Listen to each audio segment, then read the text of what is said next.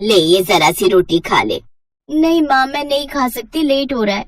अरे बस एक रोटी खा लेना।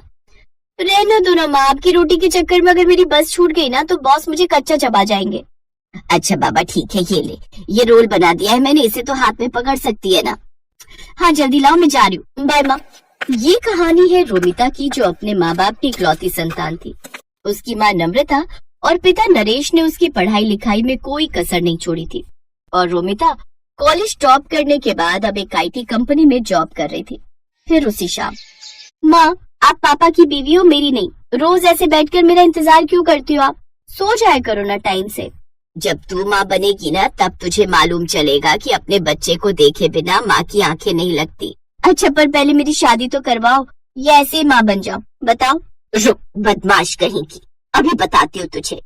रोमिता हंसते हुए अपने कमरे की तरफ जाने लगी, तभी उसके पापा सामने पड़ गए और फिर, अरे अरे क्या हो रहा है भाई? कुछ नहीं पापा, मैंने माँ से कहा कि मेरा हलवा खाने का मन है, तो देखो ना माँ मुझे मारने आ रही है। क्या नम्रता, हलवाई तो मांग रही है, बना दो ना उसके लिए, इसमें इतना गुस्सा करने की क्या बात है? रोमिता अपने परिवार की जान थी। वक्त ऐसे ही हंसते खेलते गुजर रहा था और फिर एक दिन, नम्रता जरा इधर आओ। क्या हुआ जी? अरे वो लखनऊ वाले मौसा जी है ना? हाँ हाँ, क्या हुआ उन्हें? उन्हें कुछ नहीं हुआ, उनका फोन आया था, रोमिता के लिए एक रिश्ता बताया।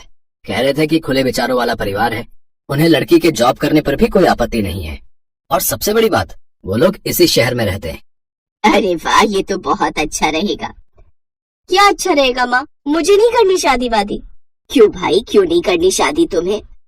मैं चली जाऊंगी तो आप दोनों का ख्याल कौन रखेगा? तुम रखोगी और कौन रखेगा? अभी तो हमारे हाथ पैर चल रहे हैं, जब हम बूढ़े हो जाएं तो हमसे मिलने आते रहना, और क्या। नहीं पापा, पता नहीं कैसे होंगे वो ससुराल वाले, मुझे कहीं नहीं जाना। ऐसा नहीं कहते पगली, बिटिया तो पराया धन होती है, एक न एक दिन तो उसे ससुराल जाना ही पड़ता है। और पता है जिस जगह से रिश्ता आया है ना, उन्हें तेरे जॉब करने से कोई दिक्कत नहीं है, और तो और वो भी इसी शहर में रहते हैं, तो तुझे जॉब बदलनी भी नहीं पड़ेगी। अब बताओ, अब इससे बढ़कर और क्या चाहिए? रोमिता भी यही चाहती थी कि शादी के बाद भी वो जॉब करती रहे, तो काफी मान मनवल के बाद उसने इस रिश्ते के लिए हाँ कर दी। और कुछ दिन बाद रोमिता शादी करके रंजीत के घर आ गई। रंजीत एक फैक्ट्री में मैनेजर था। घर में उसके माँ पिता और एक बहन थी जिसकी शादी अभी नहीं हुई थी। और फिर, बहुत किस्मत वाली हो तुम जो तुम्हें हमारे जैसा परिवार मिला। अरे मेरे रंजीत के लिए तो लड़कियों की लाइन लगी हुई थी। अब वैसे ये बताओ, तुम कहाँ जॉब करती हो? मतलब कि तुम्हारा ऑफिस कितना दूर है यहाँ से?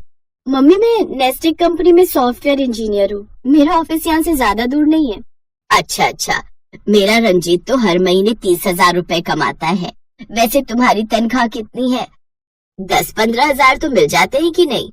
मम्मी जी, सब कट कटा के करीब 40,000 आ जाते हैं। इतना सुनते ही कमला चुप हो गई। रोमिता के जवाब ने उसका घमंड तोड़ दिया था। वो आगे कुछ न कह सकी और वहां से चली गई। लेकिन रोमिता को इस बात का एहसास नहीं हुआ कि जाने अनजाने में ही सही, पर उसने अपनी सास की ढंग से बेइज्जती कर दी थी। फिर अगले दिन रोमिता सुबह जल्दी उठी और अपना टिफिन पैक करने लगी। ठीक उसी वक्त कमला वहां आई और बोली, अरे बहू, इतनी सुबह तैयार होकर कहाँ जा रही हो? मम्मी जी, शादी के लिए बस कल तक की लीव मिली थी मुझे, तो आज से मुझे ऑफिस जाना होगा। अच्छा, और लौटोगी कब तक? शाम को 6-7 बजे तक। ये कहकर रोमिता वहां से निकल गई। सच ये था कि कमला रोमिता की जॉब से बहुत ज्यादा खुश नहीं थी, लेकिन आता हुआ पैसा किसे बुरा लगता है, इसलिए वो चुप थी। लेकिन उस दिन शाम को रोमिता को घर आने में थोड़ी देर हो गई, लेकिन आते ही वो सीधा खाना बनाने में जुट गई। उसके बाद उसने सारे बर्तन धोए और फिर, कल से थोड़ा पहले घर आ जाना बहू, ठीक है? अब तुम्हारी शादी हो गई है तो घर की जिम्मेदारियां भी तो हैं। अब हर रोज सारा खाना